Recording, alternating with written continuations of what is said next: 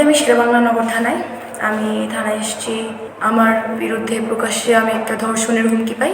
আমি খুবই অনিরাপদ বোধ করতেছি। এই মুহূর্তে দেশের এত অরাজকতা, এত সন্ত্রাসবাদ, এত ধর্ষণের মধ্যে রেপ থ্রেট খাওয়াটা আসলে খুবই সাধারণ মানুষ হিসাবে আমার কাছে খুবই ভয়ানক একটা ব্যাপার। আমি প্রচুর নিরাপত্তাহীনতায় ভুগতেছি বলেই আমি থানার দ্বারস্থ। আমাকে যিনি প্রকাশ্যে ধর্ষণের হুমকি দেয় তার নাম হচ্ছে খালেদ মাহমুদ হৃদয় খান। উনি একজন কন্টেন্ট ক্রিয়েটর, উনি কন্টেন্ট বানায়। ওনাকে হয়তো চিনবেনও, কারণ সম্প্রতি ওনাকে সাভার থানা থেকে অ্যারেস্ট করা হয়েছিল মেয়েদেরকে উত্ত্যক্ত করা এবং সামাজিক বিশৃঙ্খলা সৃষ্টি করার কারণে। আমি আজকে ওনার নামে একটা এফআইআর দায়ের করি আমাকে প্রকাশ্যে ধর্ষণের হুমকি এবং মানহানির জন্য।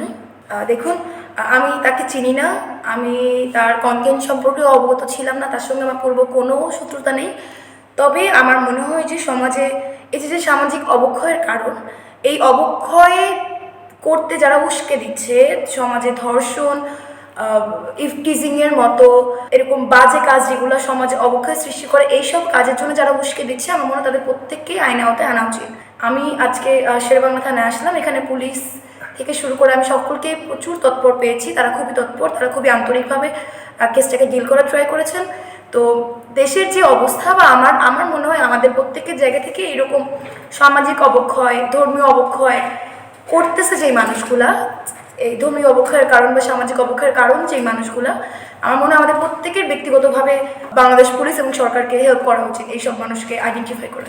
এখন আমার প্রত্যাশা একটাই, সেটা হচ্ছে এটা সর্বোচ্চ শাস্তি। হ্যাঁ, কারণ এই আপনি জানেন কি জানি না, সমাজের রেপিস্টগুলো ক্রিয়েট হয় এরকম পোটেনশিয়াল রেপিস্ট হিসাবে। তার যদি প্রত্যেকটা কন্টেন্ট আপনি দেখেন, আপনি দেখবেন যে সে মেয়েদেরকে কীভাবে হেয় করে, কীভাবে হ্যারাস করে, কীভাবে স্কুল কলেজে বাচ্চাদেরকে হয়রানি করে সে কন্টেন্ট ক্রিয়েট করতেছে। সে প্রকাশ্যে বলতেছে যে সে মেয়েদেরকে রেপ করতে চায়, সে প্রকাশ্যে বলতেছে সে মেয়েদেরকে ধর্ষণ করবে, এবং যে বা যারা ধর্ষণ করবে সে তাকে পুরস্কৃত করবে, সে আমাকে ধর্ষণ করবে। তার মতের বিরুদ্ধে আমার কথা হচ্ছে, দেখেন আমরা সবাই মানুষ, আমরা সবাই বাংলাদেশি।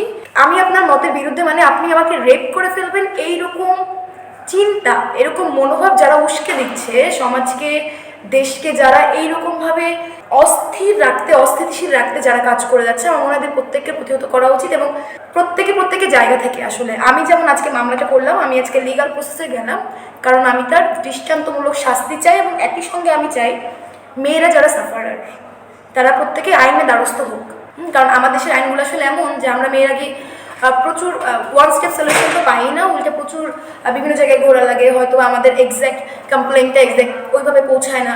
যেহেতু স্বৈরাচারের সঙ্গে সঙ্গে পুরো দেশের সরকার ব্যবস্থা, পুরো দেশের কাঠামোকে পরিবর্তনের আশায় আমরা আছি, সেহেতু আমি বলবো যে প্রত্যেকটা মেয়ের তার সাফারের জায়গা থেকে আইনি যতটুকু হেল্প তার পাওয়ার কথা, তার সেই হেল্পের জন্য আসা উচিত।